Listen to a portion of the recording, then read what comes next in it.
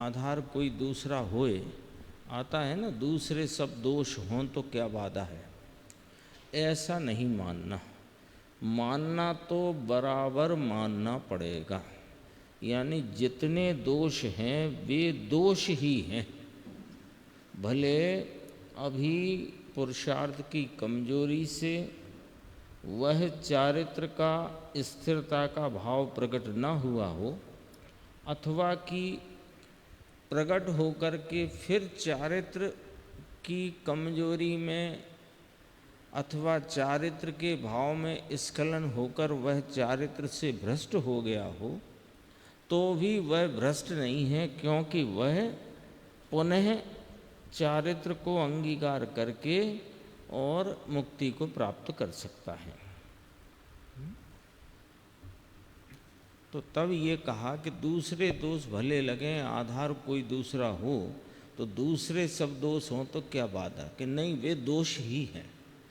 समझ में आया। ऐसे दोष को दोष रूप स्वीकार नहीं करेगा तो उसका सम्यक्त भी नहीं रहेगा। उसमें आता है भाई प्रवचन सार में,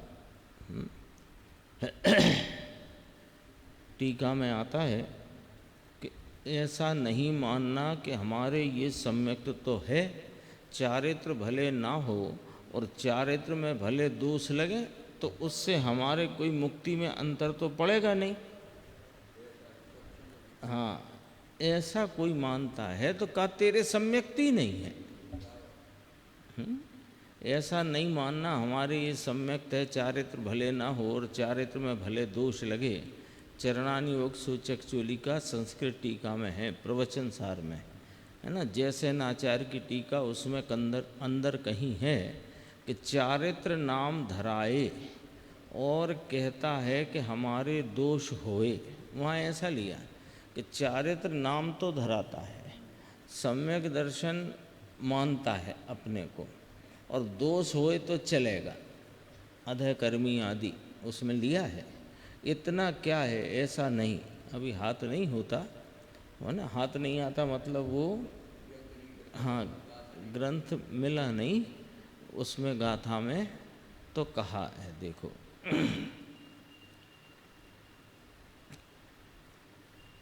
क्या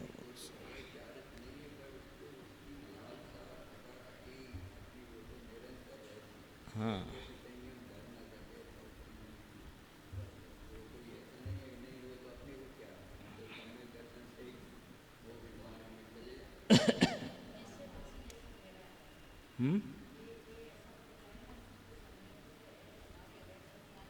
हाँ, दोष हो तो चले, वो मानता है हमको सम्यक्त है।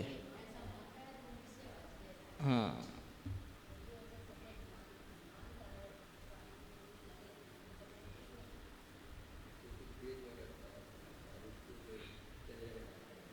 तो वो तो मिला नहीं गुरुदेव को, तो इस ओर के पृष्ठ पे है, इस ओर चरणानी योग सूचक चूलिका में जैसे नाचार्य की टीका में है, पढ़ा था।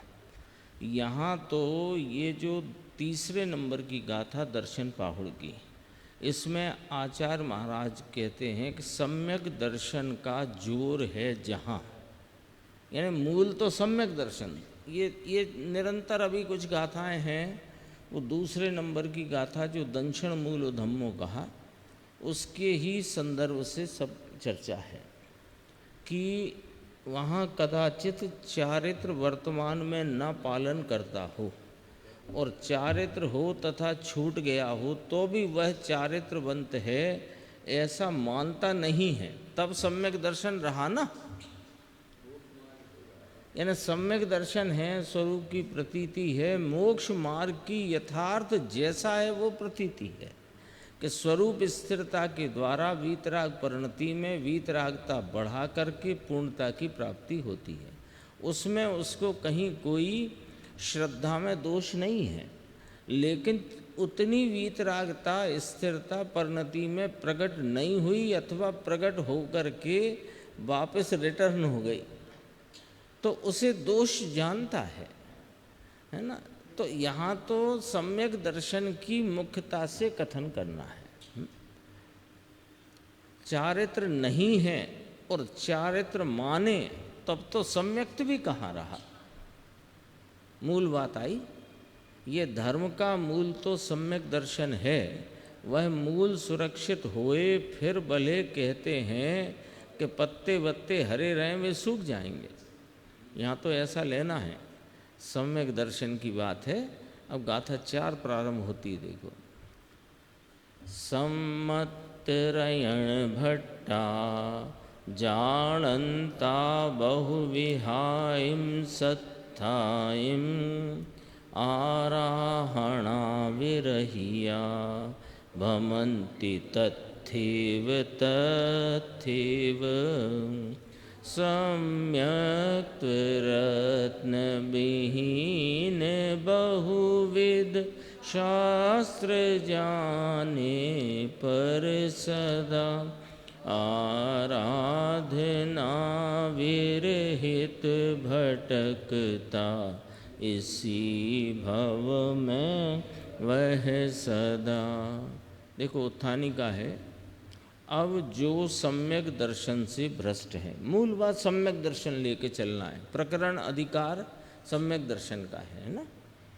जो सम्यक दर्शन से भ्रष्ट हैं और शास्त्रों को अनेक प्रकार से जानते हैं, अनेक प्रकार से माने शास्त्र, उनके छंद, न्याय, व्याकरण आदि सब जानते हैं, तथापि संसार में भटकते हैं, सो ऐसे ज्ञान से भी दर्शन ही मुख्य है, अधिक कहते हैं, यानी वही मुख्य है। मुक्ति में दर्शन की कीमत है, और दर्शन सहित ज्ञान हो तो ज्ञान कीमत पाता है, और दर्शन सहित चारित्र हो तो कीमत पाता है।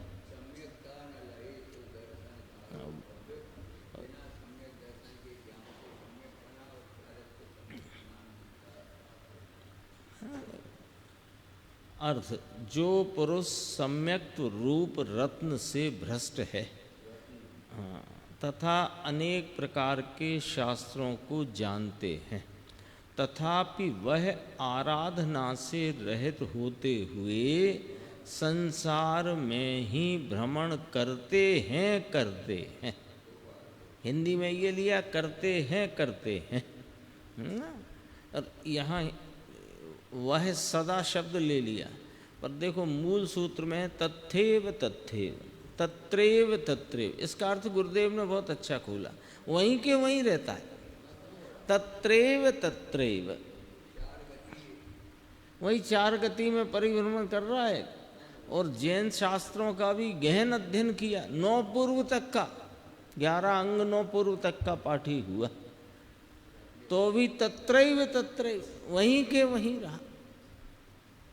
और सम्यक दर्शन सहित का बाह्य में 6 उपसम ना भी होए, जैसे मुनिराज वो थे शिवभूति मुनिराज,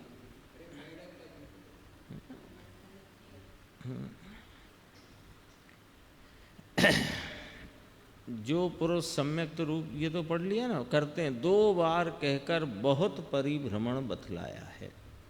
भावार्थ कहते हैं, जो जिनमत की श्रद्धा से भ्रष्ट हैं। जिनमत शब्द में अपना चैतन्य स्वरूप अभेद ज्ञायक भगवान और उसके आलम्बन से उपजी हुई वीतरागता और उस वीतरागता से पूर्णता की प्राप्ति रूपी मार्ग, ये सब जिनमत है ना। जिनमत माने जिनेन्द्र परमात्मा का श्रद्धावान हुआ है। हम तो वीतरागी देव के सिवाय किसी को श्रद्धा करते नहीं, तो जिनमत की श्रद्धा नहीं है कि रुको जरा, बात ऐसी नहीं है, तुम अभी जिनेन्द्र परमात्मा को पहचानते ही नहीं हो, तो श्रद्धावान कहाँ से हुए? जब तक अपने जिन स्वरूप निज स्वरूप को नहीं जाना, तब तक तुमने जिन को भी नहीं जाना, है ना। देखो यहाँ माथे पर समझो कुछ वो तिलक है, समझो तिलक लगा है, तो दर्पण में आपने तिलक देखा, तो जब दर्पण में तिलक देखकर यह जाना कि मेरे तिलक लगा है, तब तुमने दर्पण के में लगे तिलक को जाना, कहलाएगा। नहीं तो तुमने दर्पण को भी कहाँ जाना, है ना। जैसे चोट लग गई, माथे पर से खून निकलता है, दर्पण में जाके देखा तो दर्पण में जो खून बहता हुआ माथे पर दिखाई दिया, तो मरहम पट्टी दर्पण की करता है कि माथे की करता है? माथे की करता है। क्यों करता है? कि दर्पण में देखकर भी माथे पर जख्म है ये जाना है। दर्पण को तो मरहम पट्टी करे नहीं, और करे तो मूर्ख। तो अभी दर्पण भी तुमने देखना कब सीखा? जब दर्पण में दिखते हुए अपने चेहरे को जाना, तो दर्पण को तुमने देखा जाना कहलाए, है ना। अरिहंत परमात्मा को मुकुरवत कहा, आगम्य शब्द है मुकुरवत, है ना। इसमें आया, भक्तांबर में आया मुकुरवत। तो मुकुर, मुकुर माने दर्पण। तो दर्पण के समान हो आप मेरे लिए। क्यों? तो दर्पण को आपने क्यों देखा सुबह सुबह? दर्पण देखने के लिए कि अपने को देखने के लिए? तो अपने को देखने के लिए दर्पण देखा। तो महाराज, हे जिनेंद्र परमात्मा, आप मेरे लिए दर्पणवत हो, तो अपने को देखे तब तो उन्हें देखा कहलाए। तो जिनमत की श्रद्धा से भ्रष्ट हैं। यहाँ इसका अर्थ कोई ऐसा निकालना चाहेगा तो नहीं निकलेगा कि हम तो जिनेंद्र परमात्मा की श्रद्धावान हैं, वीतरागी के अलावा हम कहीं हमारा सर झुकता नहीं। वो वाली बात सब जो है व्यवहार के वचन हैं, व्यवहार के कथन हैं, और ऐसा व्यवहार ज्ञानी के पाया जाता है।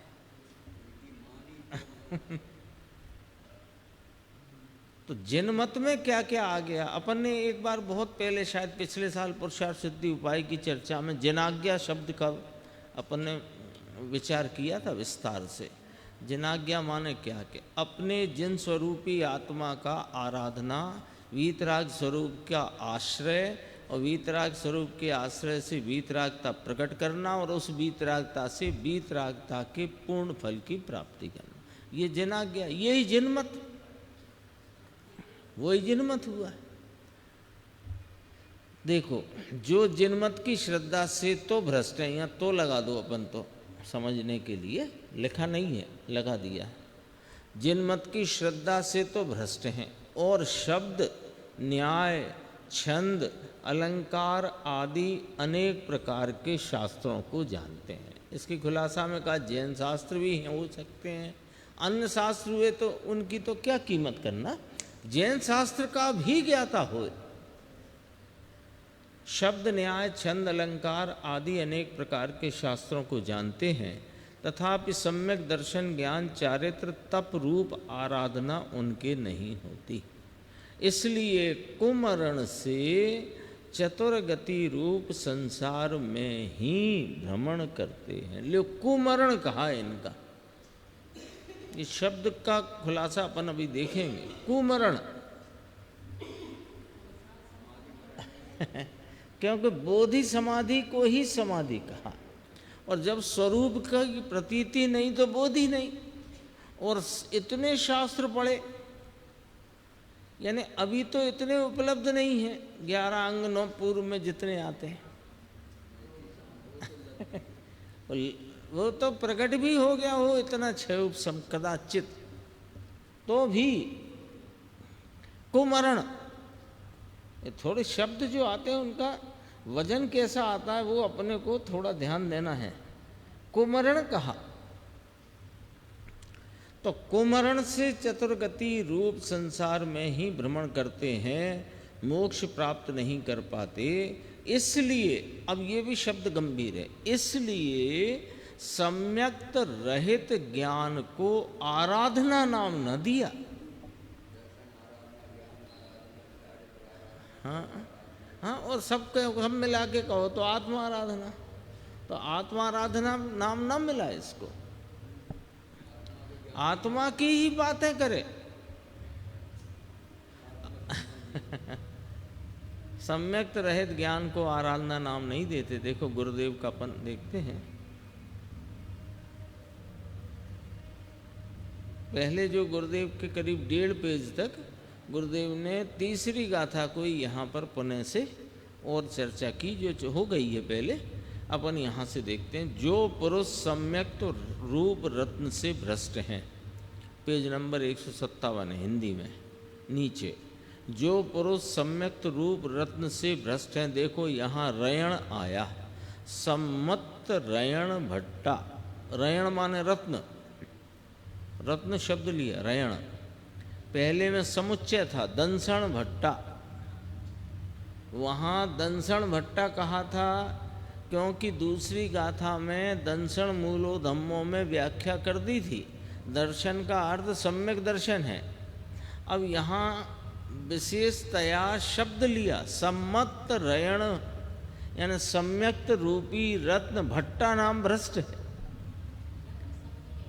हाँ, रत्न कह दिया, वो सम्यक्त उसमें दर्शन में सम्यक दर्शन, ऐसा सम्यक सम्यक्त्व उसमें विशेषण लगा दिया है ना। पहले तो दंसण मूलो धम्मो कहा था, तब परिभाषा कर दी थी कि दर्शन का अर्थ यहाँ सम्यक दर्शन है। अब यहाँ विशेषण लगा दिया।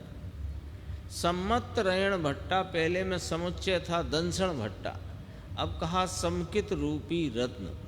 भगवान आत्मा पूर्ण शुद्ध आनंद उसके सन्मुख की अनुभव सहित की निर्विकल्प प्रतीति। कितनी बात देखो, सन्मुखता अपने पूर्ण शुद्ध आनंद स्वरूप निज चैतन्य ज्ञायक परमात्मा की सन्मुखता, उसकी सन्मुखता में उसके ही आनंद आदि अनंत गुणों की पावन स्वाभाविक परिणति का अनुभव, वो अनुभव के ऊपर निर्विकल्प प्रतीति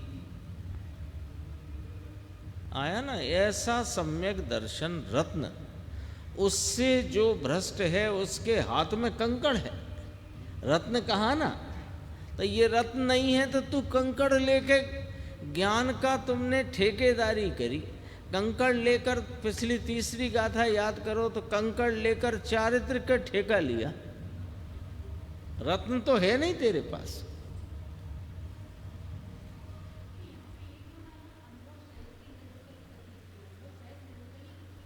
हाँ, तो वो पूरी बात कथन करना है ना। देखो, पूरी बात का कथन करने की गुरुदेव की शैली। भगवान आत्मा पूर्ण शुद्ध आनंद, ये विषय बताया। वो विषय की सन्मुखता, ये क्रिया बताई। उस सन्मुखता में हुआ क्या कि अनुभव किसका, कि आनंद आदि अनंत गुणों की पवित्रता का, स्वभाव स्वरूपता का अनुभव। और अनुभव के साथ होती है प्रतीति। ये बात बहुत चल गई दूसरे नंबर गाथा में। तो प्रतीति कैसी होती है कि वो निर्विकल्प होती है। कोई कहे, उसका अर्थ है, उसके पीछे भाव है कि हमको वीतरागी देवगुरु शास्त्र की प्रतीति है, तो वो भाई विकल्पात्मक है, राग रूप है। हमको 7 तत्वों की जैसा जिनेंद्र परमात्मा ने कहा वैसी ही प्रतीति है, तो वो भी विकल्पात्मक प्रतीति है, इसलिए निर्विकल्प प्रतीति। क्योंकि एक चैतन्य परमात्मा में जो अहम पने का भाव है वो निर्विकल्प प्रतीति है। तो गुरुदेव,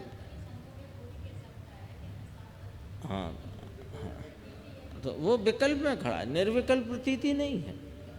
7 तत्वों की श्रद्धा, ये तो क्या लिया था पिछले दूसरे नंबर की गाथा में, तत्वार श्रद्धानम सम्यक दर्शनम। ये 2 प्रकार का जानना, एक व्यवहार और एक निश्चय। तो व्यवहार कैसे कि भेद रूप श्रद्धा, जीव अजीव, आश्रय बंध, संबंध, निर्जरा, मोक्ष, ये भेद रूपता की प्रतीति कैसी, यथान उक्तम, जैसी जिनेंद्र परमात्मा ने कही ठीक वैसी, लेकिन वो विकल्पात्मक है और वो व्यवहार है, बाह्य लक्षण है, गौण लक्षण है। उसके होने पर सम्यक तो हो भी या कि ना भी। फिर कहा कि निश्चय भी कहेंगे इसको कि हाँ, भूतार्थ से जाने हुए 9 तत्व सम्यक दर्शन है। 13वीं गाथा के संदर्भ से अब कहो तत्वार श्रद्धानम सम्यक दर्शनम। तो भूतार्थ सत साहिब की निर्विकल्प प्रतीति वंत को सात तत्वों की यथान उक्तम यथानुरूप श्रद्धा होती है, उसे भी व्यवहार लक्षण कहें। तथा अनेक प्रकार के शास्त्रों को जानते हैं, बहुत शास्त्र। पहले में चारित्र का था, तीसरे नंबर की गाथा, यहाँ चौथे में ज्ञान की बात ली। बहुत शास्त्र पढ़े, 9 पूर्व तक पढ़ जाए। लो 9 पूर्व पढ़ते ना, 9 पूर्व, 11 अंग 9 पूर्व का पाठी अपना ही यही जीव। 9 पूर्व में कितना आता है, थोड़ा अंदाजा कराते हैं। एक आचारांग पहला 18,000 पद, और एक एक पद में 51 करोड़ से अधिक श्लोक है ना। ये एक अंग, इससे दूसरा डबल, फिर उससे दूसरे से डबल तीसरा। हाँ, एक तो 11 अंग 9 पूर्व तक का पाठ है, यानी 12वें अंग में भी कुछ अंश देखो। और एक आचारांग में 18,000 पद, और एक पद में 51 करोड़ से अधिक श्लोक। हाँ, ये पूर्व का भाग हुआ। अभव्य भी 9 पूर्व पढ़ता है। ये अभव्य भी पढ़ता है कि क्या कहना है कि ये पढ़ने से यदि मोक्ष होता तो अभव्य नहीं पढ़ सकता था ये, क्योंकि अभव्य की परिणति में मोक्ष नहीं है, इसलिए उसको अभव्य संज्ञा दी। उसकी 3 काल की पर्यायों में कोई पर्याय मोक्ष की नहीं प्रगटेगी, है ना, इसीलिए तो अभव्य संज्ञा है।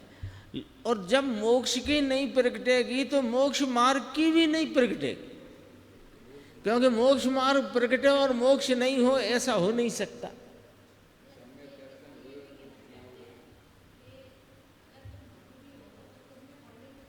हाँ, अभव्य भी पढ़ लेता है।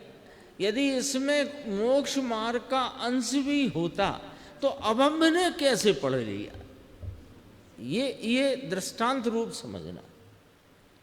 उसमें कितना पठन, ओहो, परंतु वो है क्या, तेथी सु, गुरुदेव कहते हैं तेथी सु, इससे क्या, अंतर आत्मा वह ज्ञान परलक्षी ज्ञान से भी भिन्न है। समझ में आया? परलक्षी ज्ञान राग से भिन्न है, परंतु ऐसा जो परलक्षी ज्ञान है उससे यह चैतन्य भिन्न है, ऐसी श्रद्धा नहीं। यानी भिन्न है वाली बात की श्रद्धा नहीं, उससे भिन्नता के से रहे चैतन्य की श्रद्धा, तब उसे कहते हैं भिन्नता की श्रद्धा, है ना। भेदों का ज्ञान और भेद ज्ञान, दोनों में जमीन आसमान का फर्क है।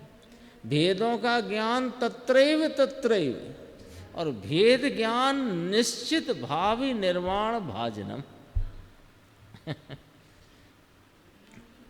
हाँ, तभी तो कलश आया, भेद विज्ञानता सिद्धा सिद्धा ये किल केचन, अस्य एव अभावता बद्धा बद्धा ये किल केचन। ऐसी श्रद्धा नहीं, और अकेला ये ज्ञान बरता है कि यह कहते हैं कि बहुत प्रकार से शास्त्र को जाने, तर्क वितर्क आदि बहुत प्रकार के शास्त्र में प्रवीण हो, तथापि वह आराधना से रहित होते हुए संसार में ही भ्रमण करते हैं, उन्हें आत्मा की आराधना नहीं है। आराधना तो आत्मा का सम्यक दर्शन और अनुभव करे तब आराधना शुरू होती है। भले मेंढक का जीव हो, आराधक हो गया, नारकी हो, गिलहरी हो, आराधक तब होता है ना। हाँ, ज्ञान भी भाव शुद्ध ज्ञान रूप परिणमन हो गया, और अनंतानुबंधी गई तो स्वरूपाचरण चारित्र भी हो गया। और सम्यक दर्शन ज्ञान चारित्राणी हो गया। लेकिन होएगा कब कि स्वरूप की निर्विकल्प प्रतीति होगी। तो जिसने स्वयं द्रव्य का आश्रय लेकर अंतर में सम्यक दर्शन प्रकट नहीं किया और प्रकट करने का अंतर्मुख का प्रयत्न भी नहीं है। देखो दोनों बातें समाई गुरुदेव ने। एक तो प्रकट नहीं किया, वो उसको तो आराधना है ही नहीं, कुमरण है।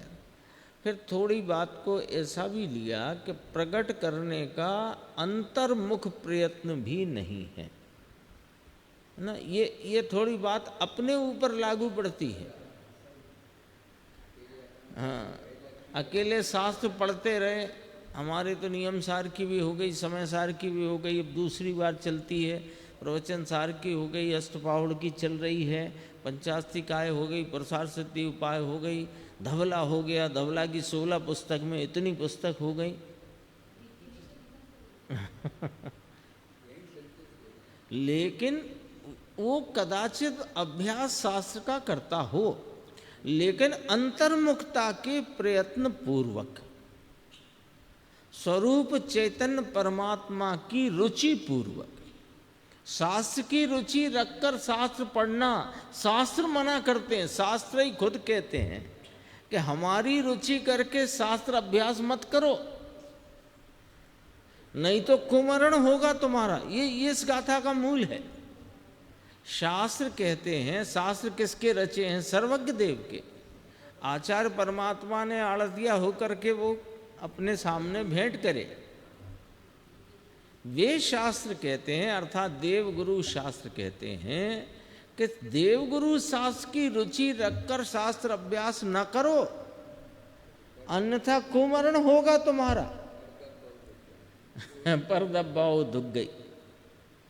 और तुम उसके एक सूत्र का, एक श्लोक का, एक पद का भी अभ्यास करो तो चैतन्य परमात्मा निज गायक की रुचि पूर्वक करो।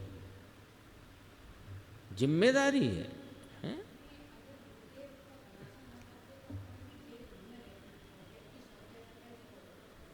तो ये है ही ना, भ्रम फैला हुआ है भाई। वेद चारित्र का बहुत पालन करते हुए अपने को मोक्ष मार्गी मान रहे हैं। हम पढ़ पढ़ के मोक्ष मार्गी मानने लगे, और हम तो ठीक है, ये पंडित और बड़े मानने लग जाते हैं। उसमें तो आया ना, पंडितों का संसार शास्त्र है। वे जे ज्ञानाभ्यास में प्रवीण, वे देह की क्रिया कांड में प्रवीण, और सम्यक दर्शन का दोनों कोई पता नहीं, दोनों के हाथ में कंकड़।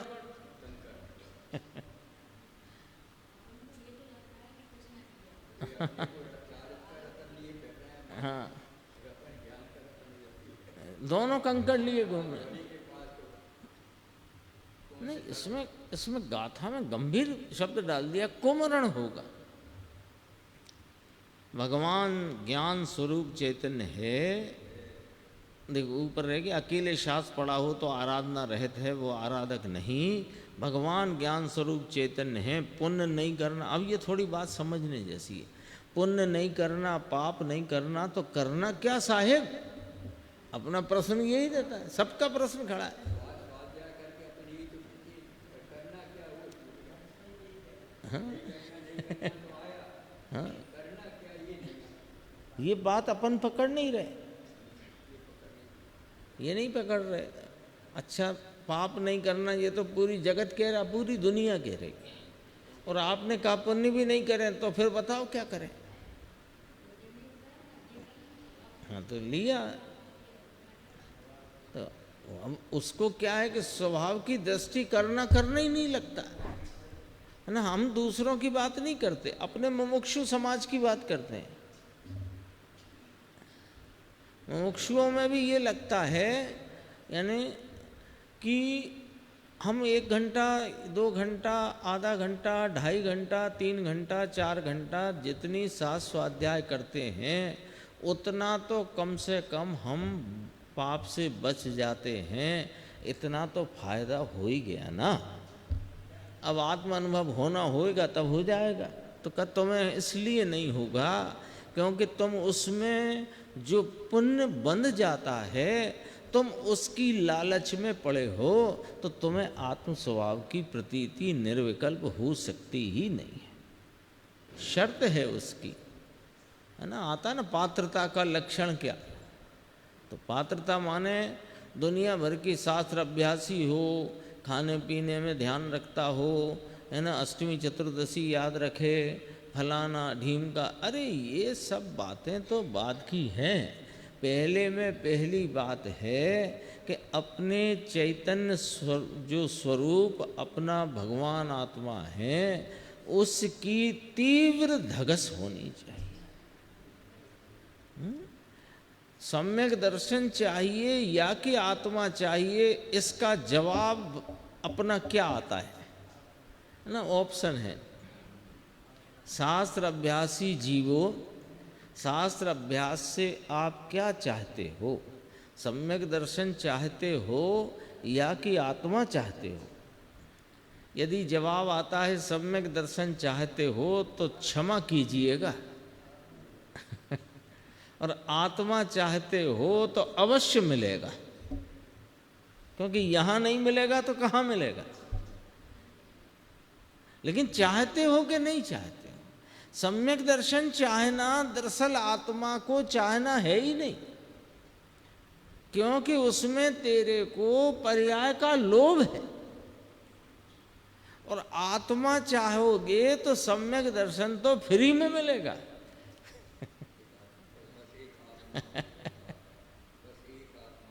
हाँ, अब साहब उपदेश में तो आता है, यही चल रहा है उपदेश, सम्यक दर्शन के बिना सब बेकार है। सम्यक दर्शन पहले चाहिए, सम्यक दर्शन चाहिए यानी आत्मा प्राप्त होना चाहिए, उसका नाम है सम्यक दर्शन, उस पर्याय का। जैसे आत्मा प्राप्त हुआ है पर्याय में, पुण्य भी नहीं करना, पाप भी नहीं करना, तो हमें करना क्या? तो गुरुदेव ने कहा स्वभाव सन्मुख दृष्टि करना, और कुछ नहीं करना तुम्हें, और कुछ करना ही नहीं है। शुभ भाव जहाँ आए तो वहाँ कहे शुभ भाव नहीं, ये धर्म नहीं है, धर्म नहीं है, इसलिए ऐसा कहे अब ये धर्म नहीं है तो अब इसमें तो कोई धर्म होता नहीं, तो फिर चलने दो अशुभ भाव चाहे जैसा। कि रुको, तुमने बात ही नहीं समझी। हमने अशुभ भाव चलाने के लिए थोड़ी ये कहा था शुभ भाव में धर्म नहीं है। हमने शुभ भाव में भी धर्म नहीं है, तुम कहाँ अटके पड़े हो? इस शुद्ध स्वरूप आत्मा का आलम्बन लेकर परिणति में शुद्ध भाव प्रकट करो, इसकी सन्मुखता करो। तुम्हें वहाँ सर्टिफिकेट थोड़ी दिया था पाप करने का। पुण्य में भी धर्म नहीं है, शुभ भाव भी अधर्म है, ये कहकर तुम्हें इस बात का लाइसेंस नहीं दे रहे कि अशुभ करो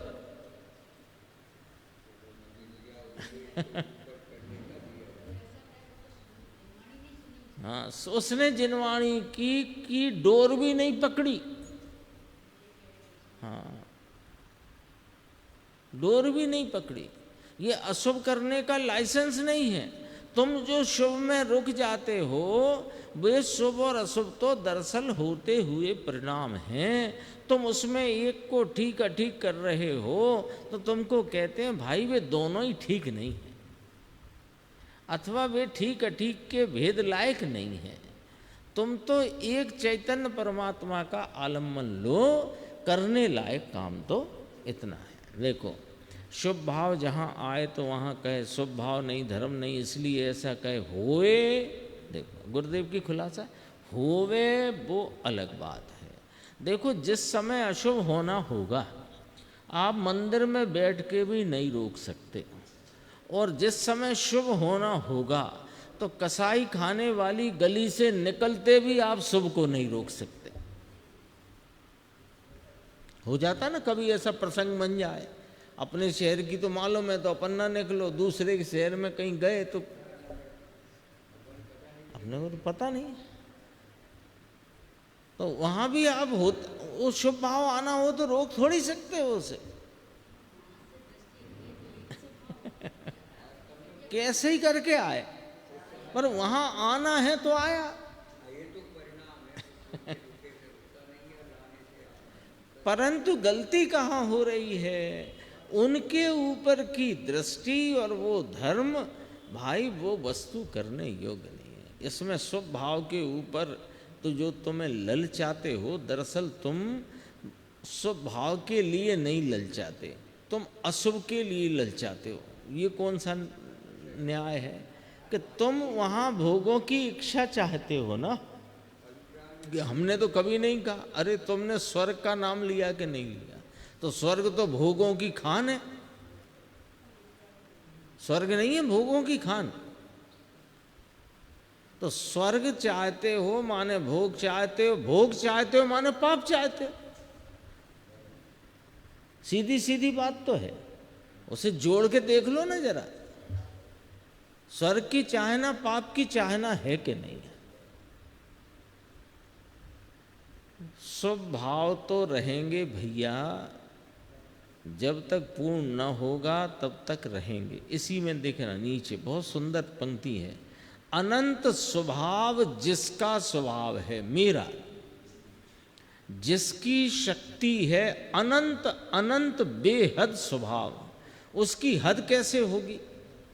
ऐसा जो बेहद एक एक गुण का स्वभाव, ऐसे अनंत गुण के स्वभाव का रूप वह द्रव्य स्वभाव, उसमें दृष्टि करने का नाम सम्यक दर्शन और ज्ञान है। समझ में आया? यहाँ तो कहते हैं कि अन्न मत के बहुत शास्त्र पढ़ा हो और जैन के बहुत शास्त्र पढ़ा हो, लो ये इसमें आया था ना, अन्न मत के भी और जैन के भी।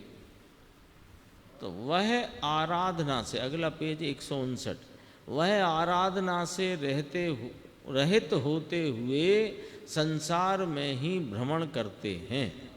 शास्त्र के जान पने का क्षयोपम भाव, महाव्याकरण के पूरे ए पंडित जी ये बड़े व्याकरण के कैसे खां, व्याकरण के खां, खां माने खां साहब, व्याकरण में इनका कोई हाथ नहीं पकड़ सकता। ऐसे कैसे कहलाते हैं? व्याकरणाचार्य, प्रोफेसर, जैन दर्शनाचार्य, शास्त्री, डॉक्टर आजकल जो चलती है, ऐसे जैन शास्त्र के शब्द करने में भी व्याकरण लगाकर बराबर ऐसे शब्द करे। यानी आचार्य भगवान वो जो संधि के साथ शब्द लिखते हैं ना बड़ा वाक्य, उसका सबका संधि विच्छेद करके उनका शब्द विन्यास और शब्द विन्यास का अर्थ सब करे, परंतु कहते हैं उस ज्ञान से रहित, ऐसा जो ज्ञान है उससे रहित ये चैतन्य भगवान, ले उससे रहित है ये चैतन्य भगवान, अकेला चैतन्य भगवान, उसकी प्रतीति और अनुभव में श्रद्धा नहीं तो वह सब शास्त्र के पढ़ने वाले भटकने वाले हैं, ऐसा कहते हैं। समझ में आया? उसमें रखड़ना शब्द है गुजराती। फिर कहा देखो, 2 बार कहकर बहुत परिभ्रमण बतलाया है। भमंति तथैव तथैव, संस्कृत में कहा तत्रैव तत्रैव, वहीं के वहीं रहता है। ये भाव गजब का है, देखो तो सही उस शब्द का, तथैव तथैव, वहीं के वहीं। जो अपने यहाँ कहावत नहीं है कि क्या दिन भर पीसा और पारे में सकेला, यहाँ तो पारे में भी सकेलने लायक नहीं है। तत्रैव तत्रैव है, हाँ तथैव जैसा है वैसा, तत्रैव तत्रैव संस्कृत, तथैव तथैव प्राकृत। जहाँ है संसार में वहीं के वहीं, वहीं के वहीं। 4 गति नरक और निगोद, लो 4 गति, 4 गति में नरक भी लिया और निगोद भी आएगा। निगोद अलग थोड़ी है, चतुर्गति में त्रियंच में गिना जाता है निगोद। हाँ, आत्मा के सम्यक तत्व के भान बिना अकेले शास्त्र पढ़े तो भी कहते हैं नरक और निगोद में तथैव तथैव। नहीं, एक बार विचार करो तो हाँ रोंगटे खड़े हो जाएं। शास्त्र अभ्यास तो बहुत है, लेकिन है ना, जो चलो अभी स्वरूप की प्राप्ति नहीं है, लेकिन स्वरूप प्राप्ति की सन्मुखता, उसकी रुचि, स्वरूप की रुचि रख कर के, उसमें गुरुदेव ने बोला ना, अंतर्मुखता के प्रयत्न सहित। भाई यहाँ तो इन सब का फल बतलाते हैं, यहाँ है क्या है, परंतु ये भगवान का स्मरण किया, भक्ति की, पूजा की, दया की, दान किया, 6 परवी ब्रह्मचर्य पालना, इसका सब फल यहाँ है, यहीं मिलता है। ये क्या कहना चाहते हैं? ये जो तुम भगवान का नाम स्मरण, भक्ति, पूजा, दया, दान, 6 परवी ब्रह्मचर्य पालना, अरे आजीवन ब्रह्मचर्य पालना, इसका फल यहीं के यहीं मिलता है। 4 गति के बाहर जाने का काम नहीं है इसमें, यहीं ऊपर नीचे ऊपर नीचे ऊपर नीचे। यहाँ तुमने ये सब किया तो चले गए स्वर्ग में। स्वर्ग में क्या करोगे? भोग। तो भोग करके क्या बंधेगा? तो उसका फल नरक निगोद डायरेक्ट। इसलिए लिखा नरक और निगोद में तथैव तथैव। तो स्वर्ग तो आप गिनो भाई साहब, कि हम स्वर्ग गिन भी लेंगे तो क्या काम का। हाँ, गिन भी लें तो क्या, चलो तुम्हारी खुशी के लिए गिन देते हैं, पर इस अनादि से अब तक के अनंत काल जो व्यतीत हो गया उसमें स्वर्ग कितना सा। निगोद को रखो मेन, तो मुख्य में मुख्य, अधिक में अधिक काल तो निगोद में बीता है, निकली नहीं है। और यदि ये सम्यक दर्शन, ये त्रस की स्थिति जो मिली है, इसमें नहीं किया तो वापस निगोद।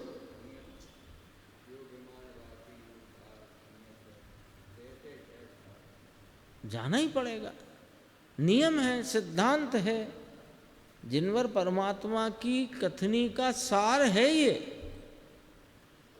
इस आत्म तत्व को पहचानने का ये सीजन आया है, और इसमें जो तुमने नहीं किया है ना। अब व्यापार पहले तो ऐसे ही होते थे, सीजन आता था 3-4 महीने का, उसमें यदि नहीं कमा पाए और उलझ गए किसी काम में तो फिर साल भर दिक्कत ही समझो।